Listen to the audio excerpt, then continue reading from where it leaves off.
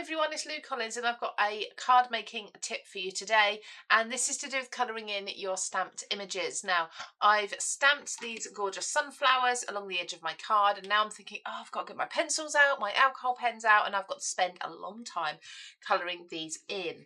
But I don't need to, because thankfully this is a stamp and die set. So that does mean that I have got an outline die for this image. So what I'm going to do on a scrap of paper is die cut these. Now, it doesn't need to be straight or any particular position, but I'm just going to cut the aperture into a scrap of cardstock. So rather than using the bit that's in the die, we're going to be using the waste as a stencil for colouring in this image.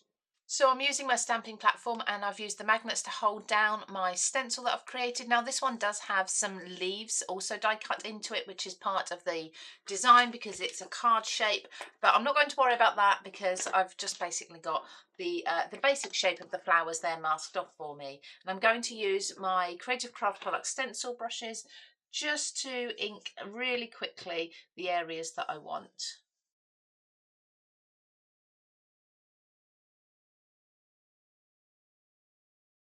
So I've inked everywhere, but because this is kind of a loose coloured look, I like to emphasise that so it looks purposeful by adding a few little splats of my main colour, which here is yellow. I'm just going to water it down because this is a water reactive ink. This is a distress oxide, and just add a few little splats. This is going to give me kind of an artsy feel, and it kind of gets you away with not having absolutely perfect coloured lines, but it's a super quick way of adding colour to your card.